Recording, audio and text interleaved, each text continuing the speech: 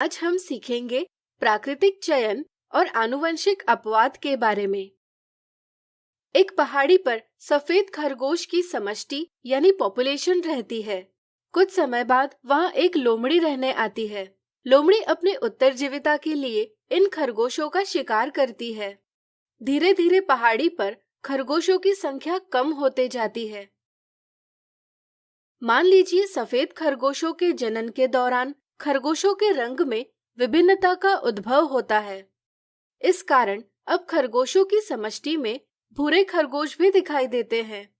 भूरे खरगोश अपना भूरा रंग अपनी संतान यानी प्रोजेनी को देंगे, जिसके कारण इनकी सारी संतति का रंग भूरा होगा। यहाँ सफेद खरगोशों की संख्या भूरे खरगोशों की संख्या की तुलना में अधिक है, इसलिए इस स्थिति में सफेद रंग एक सामान्य लक्षण है। कुछ पीढ़ियों पश्चात सफेद खरगोशों की संख्या भूरे खरगोशों की तुलना में अत्यधिक कम हो जाएगी।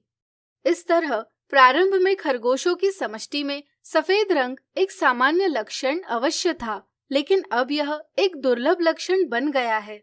जबकि प्रारंभ में भूरा रंग एक दुर्लभ लक्षण था, जो कि अब एक सामान्य लक्षण यानी कॉमन कैरेक्टर बन गया है। कुछ पीढ़ियों पश्चात सफेद खरगोशों की संख्या भूरे खरगोशों की तुलना में अत्यधिक कम हो जाएगी। यहाँ सफेद रंग के खरगोश की तुलना में भूरे रंग के खरगोशों को उनके रंग के कारण उत्तरजीविता का लाभ मिल रहा है। इस तरह प्रारंभ में खरगोशों की समष्टि में सफेद रंग एक सामान्य लक्षण अवश्य था, लेकिन अब यह एक दुर्लभ लक्षण बन गया है। जबकि प्रारंभ में भूरा रंग एक दुर्लभ लक्षण था, जो कि अब एक सामान्य लक्षण यानी कॉमन कैरेक्टर बन गया है। यदि भूरे रंग की विभिन्नता का उद्भव न हुआ होता, तो इस स्थिति में खरगोश की समष्टि विनाश के कगार पर पहुंच चुकी होती।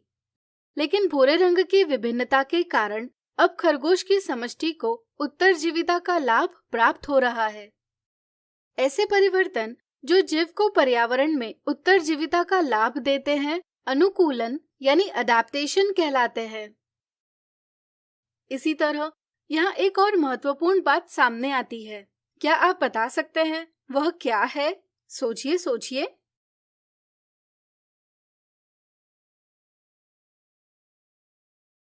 चलिए हम बताते हैं। पहाड़ी पर लोमड़ी के आने से यह परिवर्तन हुआ है। यदि पहाड़ी पर लोमड़ी न आई होती तो स्थिति कुछ अलग होती। यानी कि इस स्थिति में प्रकृति ने भूरे रंग की समष्टि का चयन किया है। इसी तरह प्रकृति में उत्तरजीविता के लिए तथा जनन के लिए उन जीवों का चयन किया जाता है जिनमें बदलते पर्यावरण के अनुसार आवश्यक अनुकूलन होते हैं।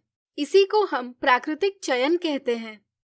प्राकृतिक चयन एक प्रक्रिया है जिसमें अनुकूल लक्षणों यानी अडैप्टिव कैरेक्टर्स वाले जीवों के जनन की संभावना अधिक होती है। इससे हम समझते हैं कि प्राकृतिक चयन जीवों को विकास यानी इवोल्यूशन की ओर ले जा रहा है। प्राकृतिक चयन का सिद्धांत चार्ल्स डार्विन ने बनाया था, जिसमें उन्होंने बताया था कि सभी जीव विभिन्न आवश्यकताओं जैसे जगह, भोजन और आश्रय के लिए तथा विपरीत स्थितियों में जीवित रहने के लिए आपस में प्रतियोगिता करते हैं। ऐसे जीव जो आवश्यक अनुकूल दर्शाते हैं, वे इस प्रतियोगिता में जीत जाते हैं और जीवित रहते हैं। जैसे कि कुछ जीवों की ऊंचाई ज्यादा होती है, इस कारण वे ऊंचे पेड़ों के पत्ते और फल खा सकते हैं, जो कि कम ऊंचाई वाले जीव नहीं कर पाते। ऐसे ही कुछ जीवों की चमड़ी मोटी होती है, इसलिए वे ठंडे प्रदेश में रह सकते हैं, लेकिन पतली चमड़ी वाले जीव ठंडे प्रदेश में नहीं रह पाते। जीवित जीव जनन करते हैं, जो अपने विभिन्नताओं के साथ नई स्पीशीज का निर्माण करते हैं। इस तरह प्राकृतिक चयन द्वारा जीवों का विकास होता है। अब मान लीजिए पहाड़ी पर भूरी आंखों वाले खरगोश रहते हैं। विभिन्नता के कारण खरगोश की समष्टि में नीली आंखों वाले खरगोश उत्पन्न होते हैं। इस बार खरगोशों में केवल आंखों का रंग बदल गया है, इसलिए लोमड़ी सभी खरगोशों का शिकार कर सकती है।